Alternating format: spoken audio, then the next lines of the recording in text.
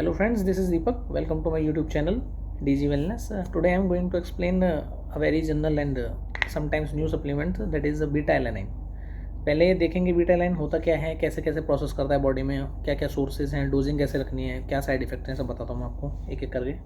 सबसे पहले बताता हूँ ये एक्चुअल में होता क्या है। बीटा एलानाइन एक normal non essential amino acid होता है हमारी बॉडी में, जो खुद प्रोड्यूस करती है हमारी बॉडी।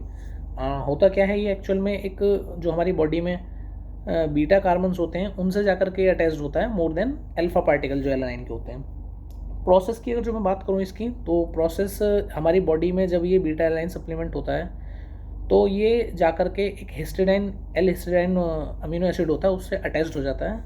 अटैच होने के बाद ये ज़्यादा से ज़्यादा उसे कार्नेसाइन में कन्वर्ट करने की कोशिश करता है। मोर कार्नेसाइन जैसे जैसे बनता है, तो जब हम फिज़िकली एक्सरसाइज करते हैं या HIIT करते हैं, हाई इंटेंसिटी इंटरवल ट्रेनिंग, तो उसमें जैसे ही हमारा मसल फटीग होता है, जिसमें हम यूज़ करते हैं एक वर्ड लैक्टिक एसिड, जो बॉडी में लैक्टिक एसिड बनता है तो उस लैक्टिक एसिड को कम करता है ये मोर कार्नोसाइन प्रोड्यूस कर करके हमारी बॉडी में। तो सिंपल ये इसका एक प्रोसेस है कि इस तरह से हमारी बॉडी में काम करता है। जब हमारी बॉडी फिजिकल एक्सरसाइज या HIIT लगाते हैं तो उसमें हाइड्रोजन आयन्स हमारी बॉडी में से कम होने लगते हैं। तो जो कार्नोसाइन होता है उसका मेन काम यही होता है कि वो pH आयन को एक pH रेगुलेटर की तरह काम करता है और हाइड्रोजन आयन्स को हमारी बॉडी में बफर कर देता है, जिससे लैक्टिक एसिड का जो एक सोरनेस होती है हमारी बॉडी में कम होती चली जाती है।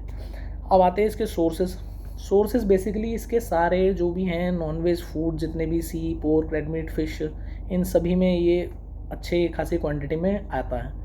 अब बहुत सारे लोगों का क्वेश्चन होता है क्या क्रिएटिन और बीटा एलानाइन दोनों सेम हैं? देखो, और जो मॉलिकुलरली बात करूँ तो मॉलिकुलरली तो ये दोनों बिल्कुल डिफरेंट होते हैं दोनों नॉन एसेंशियल अमीनो एसिड ही, बट मॉलिकुलरली बिल्कुल डिफरेंट हैं। हाँ, अगर जो आप इन्हें कई लोग कहते हैं इन्हें कंबाइन कर सकते हैं, नहीं, बिल्कुल कंबाइन कर सकते हो। दोनों का ही प्रोसेस बिल्कुल अलग होता है, तो कॉम्बिनेशन में अच्छा काम कर सकते हैं। और जैसा मैंने एक वीडियो में ये भी बताया है कि क्रिएटिन जो होता है वो 3 अमीनो एसिड का कॉम्बिनेशन होता है, आर्जिनाइन, मेथियानाइन और ग्लाइसिन। ये एक single non essential amino acid है। हाँ, दोनों में सिमिलरिटी है, दोनों ही बॉडी में खुद प्रोड्यूस होते हैं, हमें बाहर से लेने की ज़रूरत नहीं पड़ती, बट समटाइम्स हमको इसे लेना पड़ता है किसी तरह से। जैसे कोई नॉन वेज नहीं फूड लेता तो उनके लिए ज़्यादा बेनिफिशियल होती हैं ये सब चीज़ें। अब आता हूँ मैं इसके डोजिंग पर। डोजिंग कैसे कैसे रखनी है इसकी। डोजिंग की अगर जो मैं बात करूँ तो सिंपल बीटा एलानाइन को आप नॉर्मल 2 ग्राम टू 4 ग्राम आप सिंपली यूज़ कर सकते हैं।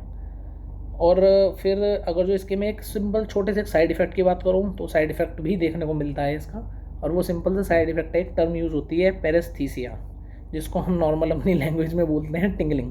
तो टिंगलिंग इफेक्ट होता क्या है, जब इसको लिया जाता है तो बॉडी में इचिंग प्रोड्यूस करता है। समटाइम्स ये कई बार एक हाई डोज के जो प्री वर्कआउट होते हैं उनको लेने पर भी आपने देखा होगा कि लेते के साथ ही कुछ बॉडी में इचिंग लगने लगती है, नियर बाई ईयर, फोरहेड, हाथों में सेंसेशन बहुत ज़्यादा टाइप खुजली टाइप की होती है। तो वर्ड होती है टिंगलिंग इफेक्ट, इसे कहते हैं। साइंटिफिक लैंग्वेज में उसे कहते हैं एक पैरेस्थीसिया।